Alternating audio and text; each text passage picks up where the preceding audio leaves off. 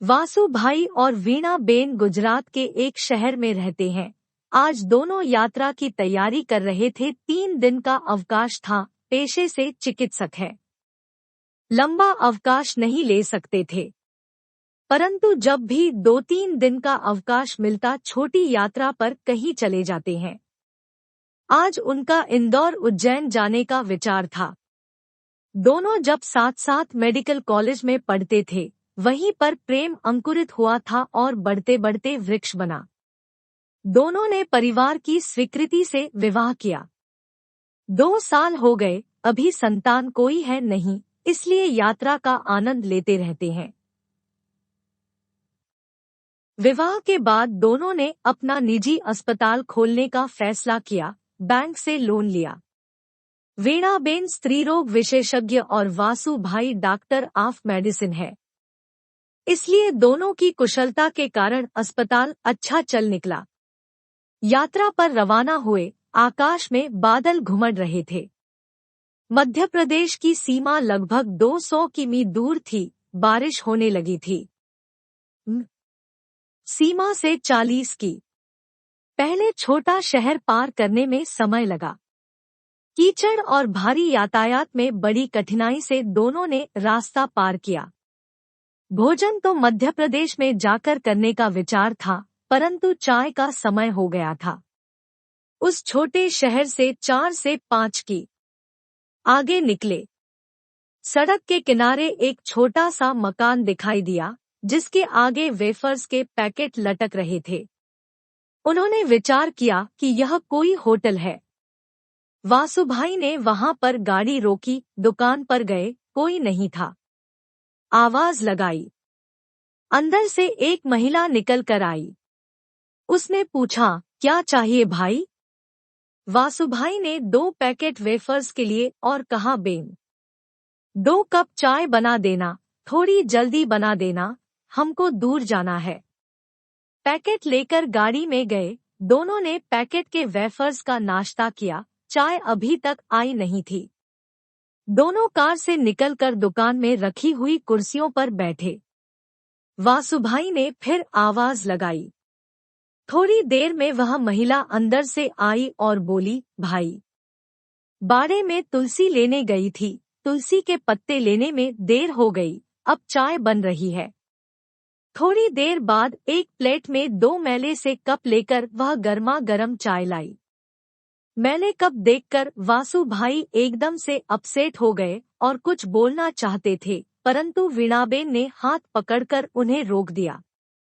चाय के कप उठाए, उनमें से अदरक और तुलसी की सुगंध निकल रही थी। दोनों ने चाय का एक सिप लिया। ऐसी स्वादिष्ट और सुगंधित चाय जीवन में पहली बार उन्होंने पी। उनके मन की हिचकिचाहट दूर हो गई। उन्होंने महिला को चाय पीने के बाद पूछा, कितने पैसे? महिला ने कहा, 20 रुपए। वासुभाई ने 100 का नोट दिया। महिला ने कहा कि भाई छुट्टा नहीं है, 20 रुपए छुट्टा दे दो। वासुभाई ने 20 रुपए का नोट दिया। महिला ने 100 का नोट वापस किया। वासुभाई ने कहा कि हमने तो वेफर्स के पैकेट भी लिए हैं। महिला बोली, यह पैसे उसी के हैं, चाय के नहीं। अरे, चाय के पैसे क्यों नहीं लिए? जवाब मिला, हम चाय नहीं बेचते हैं, यह होटल नहीं है। फिर आपने चाय क्यों बना दी? अतिथि आए, आपने चाय मांगी, हमारे पास दूध भी नहीं था, यह बच्चे के लिए दूध रखा था, परंतु आपको मना कैसे करते, इसलिए इसके दूध की चाय बना दी। अब बच्चे को क्या पिलाओगे? एक दिन दूध नहीं पिएगा तो मर नहीं जाएगा। इसके पापा बीमार है, वह शहर जाकर दूध ले आते, पर उनको कल से बुखार है, आज अगर ठीक हो गए तो कल सुबह जाकर दूध ले आएंगे। वासुभाई उसकी बात सुनकर सन्न रह गए। इस महिला ने होटल न होते हुए भी अपने बच्चे के दूध से चाय बना दी, और वह भी केवल इसलिए कि मैंने कहा था, अतिथि रूप में आकर। संस्कार और सभ्यता में महिला मुझसे बहुत आगे है। उन्होंने कहा कि हम दोनों डॉक्टर हैं, आपके पति कहाँ हैं? महिला उनको भीतर ले गई। अंदर गरीबी पसरी हुई थी। एक खटिया पर सज्जन सोए हुए थे, बहुत दुबले पतले थे। वासुभाई ने जाकर उनके माथे पर हाथ रखा। माथा और हाथ गर्म हो रहे थे और कांप भी रहे थे। वासुभाई वापस गाड़ी में गए, दवाई का अपना बैग लेकर आए, उनको 2-3 टेबलेट निकालकर खिलाई और कहा, इन गोलियों से इनका रोग ठीक नहीं होगा। मैं पीछे शहर में जाकर इंजेक्शन और दवाई की बोतल ले आता हूँ। वीणाबेन को उन्होंने मरीज के पास बैठने को कहा। गाड़ी लेकर गए। आधे घंटे में शहर से बोतल, इंजेक्शन लेकर आए और साथ में दूध की थैलियां भी लेकर आए। मरीज को इंजेक्शन लगाया, बोतल चढ़ाई और जब तक बोतल लगी दोनों वहीं बैठे रहे। एक बार और तुलसी अदरक की चाय बनी। दोनों ने चाय पी और उसकी तारीफ की। जब मरीज 2 घंटे में थोड़े ठीक हुआ तब वह दोनों वहां से आगे बढ़े। 3 दिन इंदौर उज्जैन में रहकर जब लौटे तो उनके बच्चे के लिए बहुत सारे खिलौने और दूध की थैलियां लेकर आए। वापस उस दुकान के सामने रुके। महिला को आवाज लगाई तो दोनों बाहर निकले और उनको देखकर बहुत खुश हुए। उन्होंने कहा कि आपकी दवाई से दूसरे दिन ही बिल्कुल ठीक हो गए। वासुभाई ने बच्चे को खिलौने दिए, दूध के पैकेट दिए। फिर से चाय बनी, बातचीत हुई, अपनापन स्थापित हुआ। वासुभाई ने अपना एड्रेस कार्ड देकर कहा, जब कभी उधर आना हो तो जरूर मिलना।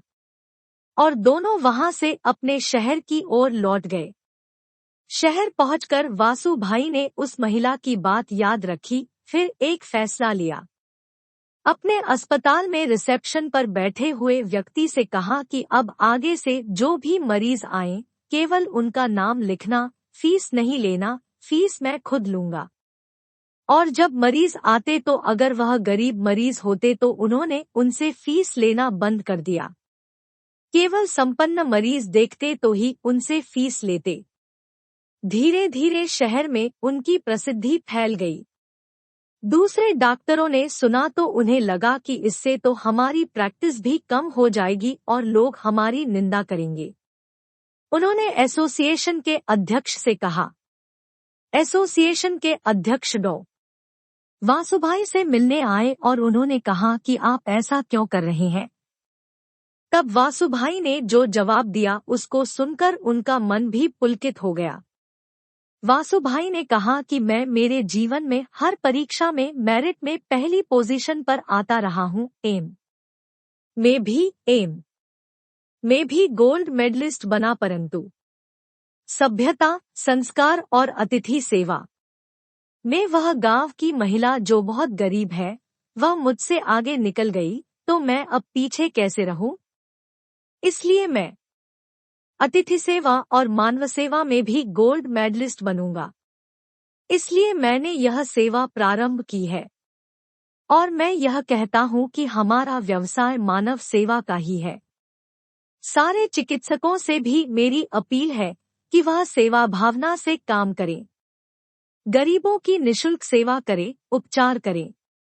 यह व्यवसाय धन कमाने का नहीं है। परमात्मा ने हमें मानव सेवा का अवसर प्रदान किया है। एसोसिएशन के अध्यक्ष ने वासुभाई को प्रणाम किया और धन्यवाद देकर उन्होंने कहा कि मैं भी आगे से ऐसी ही भावना रखकर चिकित्सा सेवा करूंगा। यदि आपको कहानी पसंद आई हो तो चैनल को सब्सक्राइब करें, लाइक करें, शेयर करें, कमेंट में अपने विचार लिखें।